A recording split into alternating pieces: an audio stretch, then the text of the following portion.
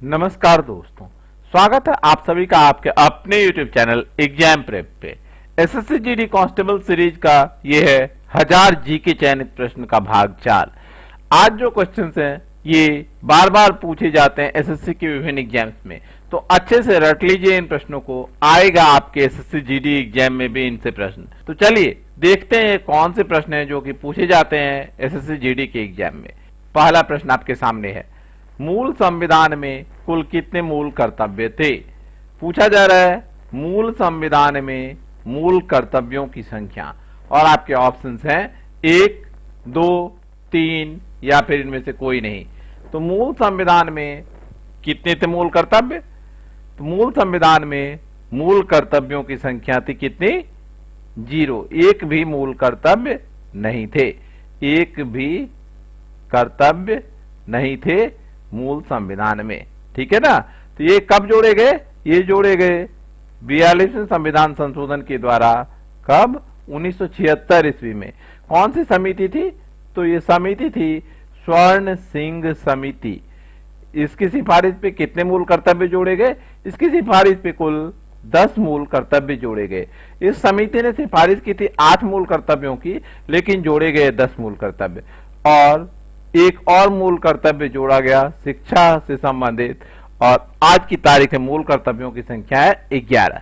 ठीक है, सारे तथ्य इंपॉर्टेंट है। तो देखिए कितने सारे क्वेश्चन यहां से बन सकते हैं। एक तो है ही यहां पे क्वेश्चन।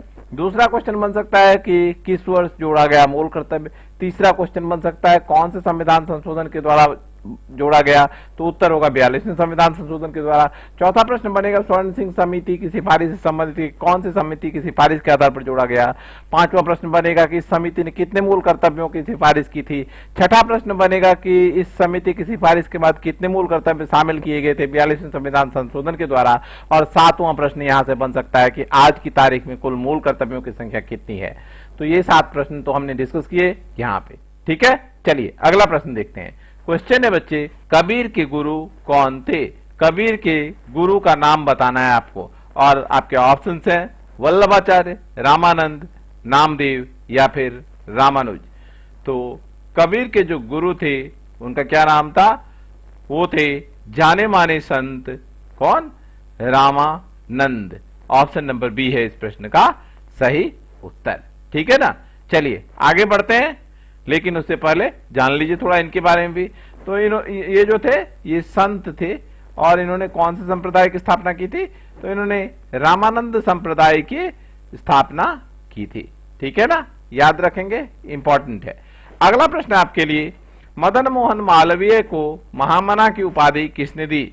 मदन मोहन मालवीय को महामना की उपाधि किसके द्वारा दी गई थी? और आपके ऑप्शंस हैं बाल गंगाधर तिलक, दादा भाई नौरोजी, रविन्द्रनाथ टैगोर या फिर गोपाल कृष्ण गोखले। बहुत ही इंपॉर्टेंट क्वेश्चन है, बार बार पूछा जाता है एग्जाम में। तो इसका सही उत्तर क्या होगा? तो मदन मोहन मालवीय को महामना की उपाधि दी गई थी किसके द्वारा?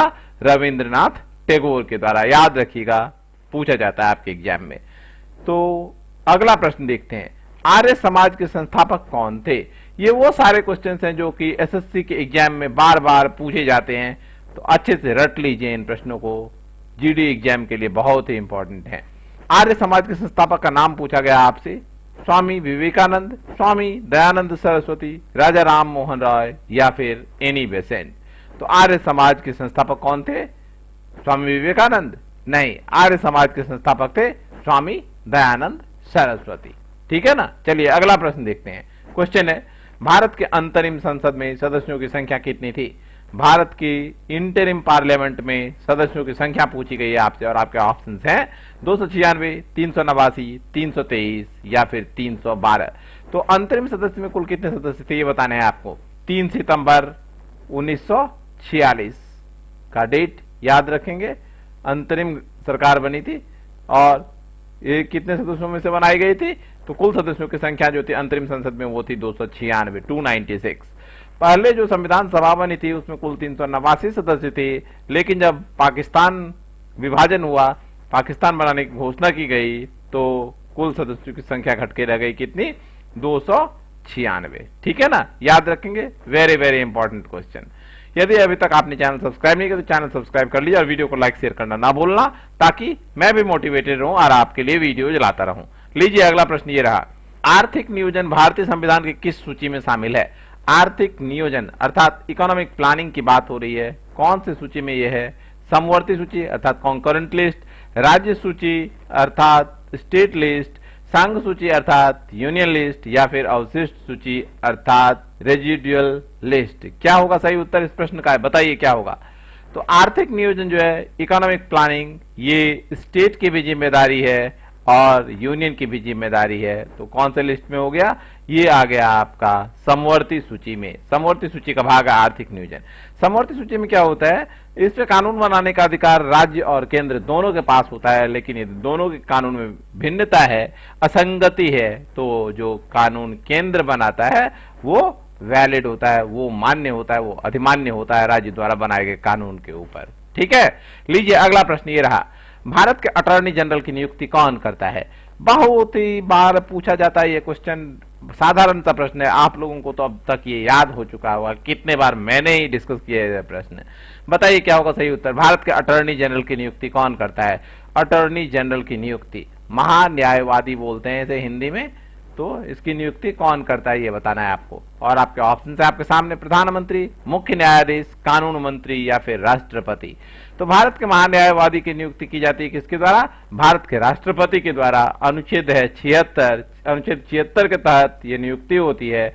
और भारत का महान्यायवादी जो है, इसे लोकसभा और राज्यसभा कार्यवाही में भाग लेने का अधिकार है। ये किसी भी हाउस की कार्यवाही में भाग ले सकता है, लेकिन वहां पे इसको वोटिंग राइट नहीं है, वोट नहीं दे सकता है, मत नहीं दे सकता है। ठीक है, अगला प्रश्न ये रहा आपके लिए, निम्नलिखित में से किस ग्रह का एक भी उपग्रह नहीं है? आपको बताना है कि मंगल, पृथ्वी, बृहस्पति या शुक्र में से किस ग्रह का एक भी उपग्रह नहीं है? उपग्रह अर्थात सैटेलाइट, इसमें से किसके नहीं है सैटेलाइट, ये बताने हैं आपको। ऑप्शन आपके सामने मैंने बता ही दिए हैं, और सही उत्तर क्या होगा? तो वो ग्रह जिसका एक भी उपग्रह नहीं है वो है शुक्र। शुक्र के अलावा एक और ग्रह है जिसका एक भी उपग्रह नहीं है, वो कौन सा है? वो है बुध। बुध और शुक्र के एक भी उपग्रह नहीं हैं। और बृहस्पति के उपग्रहों की संख्या क्या है? सबसे ज्यादा। सबसे ज्यादा उपग्रह किस ग्रह के हैं? तो सबसे ज्यादा उपग्रह बृहस्पति के हैं, और सबसे बड़ा ग्रह भी बृहस्पति भी है। ठीक है ना। चलिए अगला प्रश्न देखते हैं। क्वेश्चन है, पृथ्वी के ऊपर वायुमंडल के कुल कितने सतह हैं? वायुमंडल के सतहों की संख्या पूछी गई है, कितनी है? 4, 5, 3 या 2? तो क्या होगा इस प्रश्न का सही उत्तर? तो इसका जो सही उत्तर होगा बच्चे वो होगा ऑप्शन नंबर बी, 5। यहाँ पे 5 सतहें हैं वायुमंडल के, और आपके लिए यहाँ पे एक टास्क है, 5 सतहों का नाम आपको कमेंट सेक्शन में कमेंट करके बताना है। ठीक है, चलिए अगला प्रश्न देखते हैं। क्वेश्चन है बच्चे, निम्नलिखित में से कौन सा सागर भू आविष्ठित है? कौन सा सागर भू आविष्ठित है? बताइए क्या होगा सही उत्तर? अराल सागर, तिमोर सागर, लाल सागर, या फिर उत्तरी सागर? भू आविष्ठित समझते हैं, जो कि सब तरफ से पृथ्वी से ही घिरा हुआ हो, भूमि से घिरा हुआ हो, वो क्या कहलाता है? वो कहलाता है भू आविष्ठित। चारों तरफ से जो भूमि से घिरा हुआ हो, मिट्टी से घिरा हुआ हो, वो कहलाता है भू आविष्ठित। तो वो कौन सा है सागर? तो वो सागर का नाम है क्या? अराल सागर। ठीक है, याद रखेंगे, इंपॉर्टेंट क्वेश्चन है। उज्बेकिस्तान और कौन सा? कजाकिस्तान। उज्बेकिस्तान और कजाकिस्तान, ये दोनों देशों के बीच में ये स्थित है, और अराल सागर जो है ये भू आविष्ठित है। ठीक है, तो उम्मीद करता हूं आपको ये वीडियो पसंद आया होगा। लाइक नहीं किया तो लाइक कर देना, और वीडियो को शेयर भी कर देना, ताकि अन्य जो बच्चे हैं उन्हें भी बेनिफिट मिले। धन्यवाद।